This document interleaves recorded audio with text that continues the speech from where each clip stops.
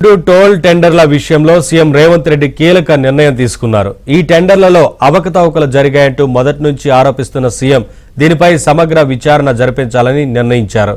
CBI లేదా ఆ స్థాయి దర్యాప్తు సంస్థకు విచారణ బాధ్యతలు అప్పగించనున్నట్లు ప్రకటించారు.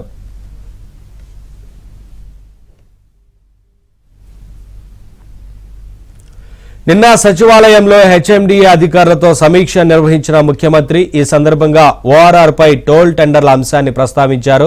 ప్రభుత్వానికి రావాల్సిన భారీ ఆదాయానికి గండిపడేలా తక్కువ ధరకే టోల్ టెండర్లు కట్టబెట్టారంటూ ఆగ్రహం వ్యక్తం చేశారు. కనీస ధర నిర్ణయించకుండా టెండర్లు ఎలా పిలిచారని హెచ్ఎండిఏ అధికారులను ప్రశ్నించారు. ఇందులో ఎవరెవరి ప్రమేయం ఉంది, ఏ స్థలాలు ఉన్నాయి, ఎవరెవరు బాధ్యులు అనే విషయాలపై అన్ని కోణాల్లో తొలుత హెచ్ఎండిఏ పరిధిలో విచారణ జరపాలని ఆదేశించారు.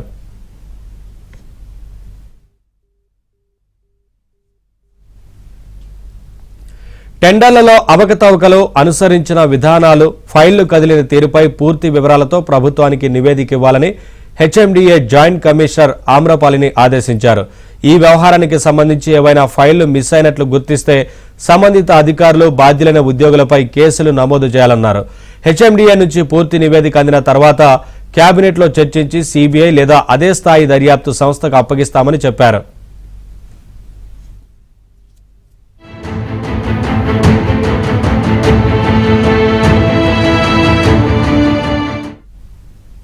అంతకుముందు సీఎం అడిగిన పలు ప్రశ్నలకు అధికారులు సమాధానమిస్తూ టెండర్లకు ముందు ఓఆర్ఆర్ పై టోల్ వసూళ్ల ద్వారా ఏడాదికి 600 కోట్ల ఆదాయం వచ్చేదని తెలిపారు. దీంతో 30 ఏళ్లకు 18,000 కోట్ల ఆదాయం వచ్చేదని, అలాంటిది 7,380 కోట్లకే ఎలా అప్పగించారని అధికారులను సీఎం రేవంత్ ప్రశ్నించారు. హెచ్ఎండిఏ అనుసరించిన టెండరు విధానంతోనే ప్రభుత్వం 15,000 కోట్లకు పైగా నష్టపోయిందని ఈ సమావేశంలో ప్రాథమిక అంచనాకు వచ్చారు.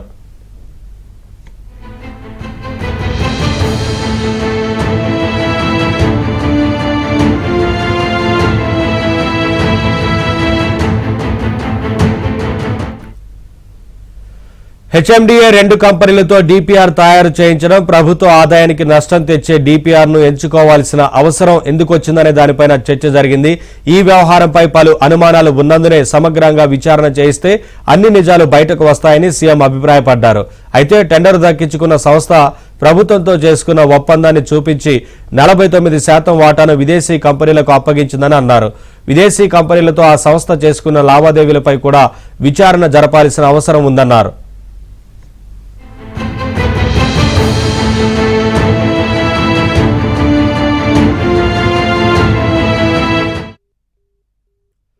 ఔటర్ రింగ్ రోడ్డు లోపల ఉన్న ప్రాంతాన్నంతా ఒక యూనిట్ గా తీసుకుని హైదరాబాద్ అభివృద్ధికి ప్రణాళికలు తయారు చేయాలని అధికారులను సీఎం రేవంత్ రెడ్డి ఆదేశించారు.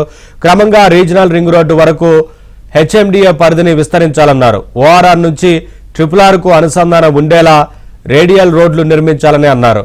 మాస్టర్ ప్లాన్ 50-50కి అనుగుణంగా ప్రత్యేక కన్సల్టెన్సీతో నగర అభివృద్ధికి విజన్ డాక్యుమెంట్ తయారు చేయించాలని సూచించారు.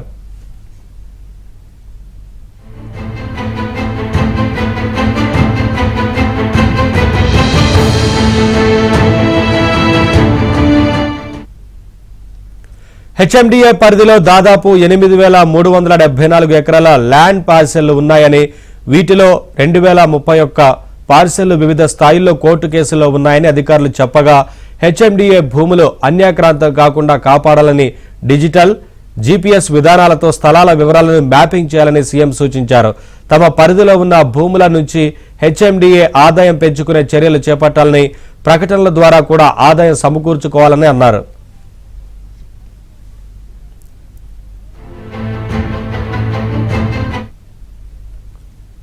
ల్యాండ్ పూలింగ్, ల్యాండ్ పార్సెల్స్, చెరువులు, కుంటలు ఆక్రమణలకు గురి కాకుండా ప్రత్యేక అధికారులను నియమించి తగిన చర్యలు తీసుకోవడంపై ఈ సమావేశంలో చర్చించారు. ఇందుకు డీఐజీ స్థాయి ర్యాంక్ ఐపీఎస్ అధికారి ఒకరిని నియమించాలని, 2 ఎస్పీ ర్యాంక్ అధికారులకు బాధ్యతలను అప్పగించాలని సీఎం సూచించారు.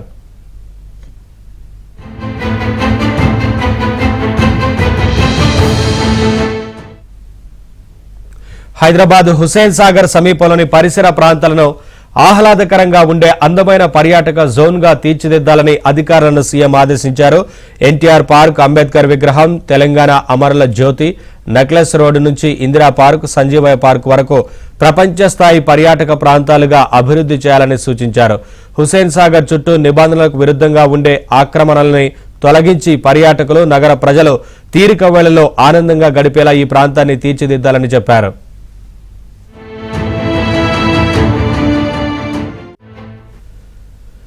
దుబాయ్ తరహాలో skywalk, food stalls, children amusement park, greenery ల్యాండ్స్కేప్లు అభివృద్ధి చేయాలని ఆదేశించారు. అవసరమైతే ఆయా ప్రాంతాల్లో వాహనాల రాకపోకలను మరో మార్గంలో మళ్లించి పర్యాటక జోన్లుగా మార్చాలన్నారు. ఇందుకు సంబంధించి వెంటనే అంతర్జాతీయ కన్సల్టెన్సీలతో ప్రాజెక్టు నమూనాలను తయారు చేయించాలన్నారు.